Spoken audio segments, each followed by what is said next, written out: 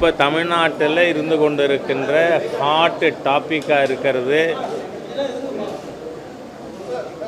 கரூரில் நடந்துவிட்ட ஒரு மோசமான சம்பவம்.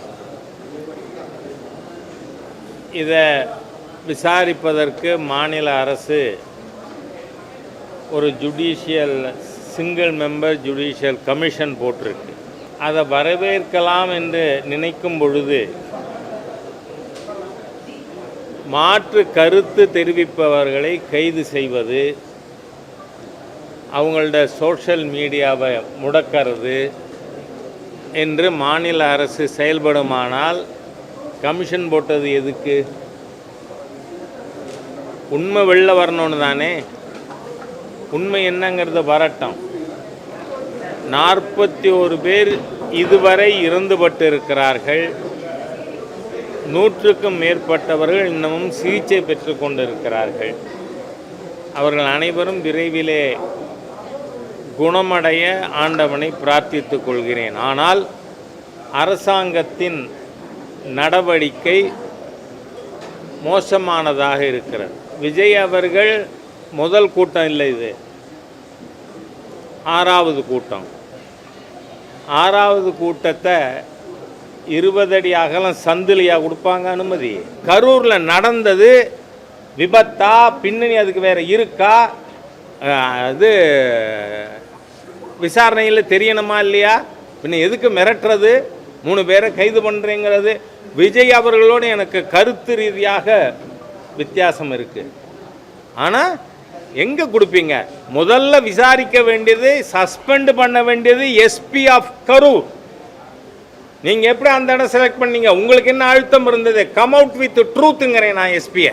ஆகவே இன்னைக்கு நாம் இந்த அரசாங்கத்தை அதோட சென்சஸ்குள்ளே கொண்டு வர வேண்டிய அவசியம் இருக்குது. அவ்வளோ தூரம் மிக மோசமான ஒரு அரசாங்கம். அதனால தான் இந்த மோசமான சம்பவம் நடந்திருக்கு. சென்னையிலேருந்து கள்ளக்குறிச்சி பக்கத்தில் தானே, கரூர் எட்டி இருக்குல்ல, கரூருக்கு உடனே விரைகிறாரு. ஏன் கள்ளக்குறிச்சிக்கு வரல? அடேங்கப்பா, நான் உள்ளபடியே சொல்கிறேன். நான் நடிகர்த்துக்கலாம் சிவாஜி கணேசனோட ரசிகன். அவர் தோற்று போயிட்டாருங்க மகேஷ் பொய்யாமொழிக்கு முன்னாடி. என்ன நாடகம் இந்த திமுகங்கிற மக்கள் விரோத, ஜனநாயக விரோத ஃபேசிஸ்ட் கவர்மெண்ட்டு நாடகமாக போடுறீங்க. அதுவும் வெக்கமில்லாமல் சொல்கிறாரு. முதல் நாளே கரூரில் செந்தில் பாலாஜி தரப்புலேருந்து டேக் டைவர்ஷன் வந்துதா? அந்த டைவர்ஷன் எடுக்கலைங்கனால இந்த சம்பவம் நடந்ததா? சந்தேகம் வருமா இல்லையா? பாட்டிலுக்கு 10 ரூபான்னு பாட்டு பாடினா என்ன தப்புங்கிறேன்னா? காமராஜர் அவர்களை நீங்கள் 1971 தேர்தலில் திமுக விமர்சிக்காததா? அந்த இடம் கொடுத்ததே பழுதான நோக்கம். ஆகவே பாரதிய ஜனதா கட்சி, திராவிட முன்னேற்ற கழகம், மாநில அரசு let it come to census அப்படின்னு சொல்லுங்க.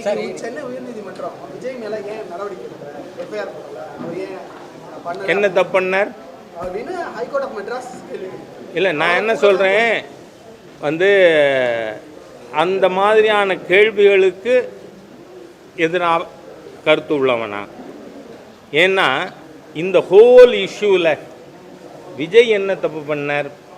நான் அவர் 1 மணி நேரம் லேட்டாக வந்தாருங்கிறீங்களே, 1 மணி இருக்கட்டும்.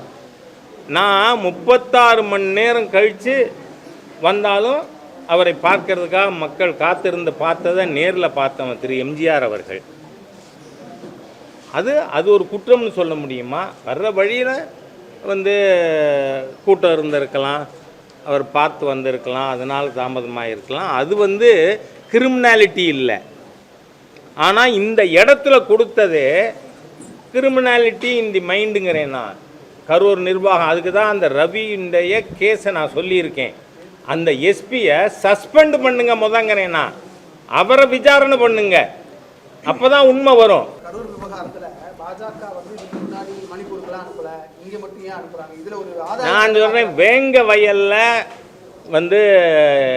மக்கள் குடியிருக்கிற இடத்துல ஓவர்ஹெட் டேங்கில் மலம் கலந்ததுக்கு திருமாவளவன் போனாரான்னு கேட்குறேன். நான் சீஃப் மினிஸ்டர் போகலை, இட்ஸ் ஆப்வியஸ். என்ன நாடகம்?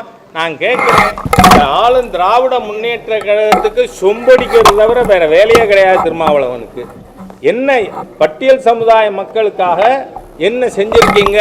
ஒடுக்கப்பட்ட மக்களுக்காக ஏதாவது ஒன்று? இது விழுப்புரம் சீட்டும் சிதம்பரம் சீட்டும் வாங்கிறதுக்காக அந்த கட்சிக்கு பேரே அதுதான், விழுப்புரம் சிதம்பரம் கட்சி, விசிகா அதானே இருக்குது. அதனால் உங்கள் கேவலமான அரசியலை நீங்கள் மத்திய சர்க்காரை நான் கேட்குறேன், ஒரு நோபல் கவர்மெண்ட்டு மாண்புமிகு பிரதமரோட ஆட்சி வந்து ஃப்ராஜைல் 5லேருந்து 4th லார்ஜஸ்ட் எக்கானமியாக கொண்டு போயிருக்கு. படிக்கணும், புத்தி வரணும், அதெல்லாம் விட்டுட்டு ஏதோ மோடி சர்க்காரை நான் கேள்வி கேட்டுவிட்டேன்னு சொல்லிக்கிறதுக்காக திமுகவின் அறிவாலய எடுபடியாக இருக்கிற ஒருத்தர் அவர் ஏதோ சொன்னார்னு என்கிட்ட நீங்கள் கேட்குறது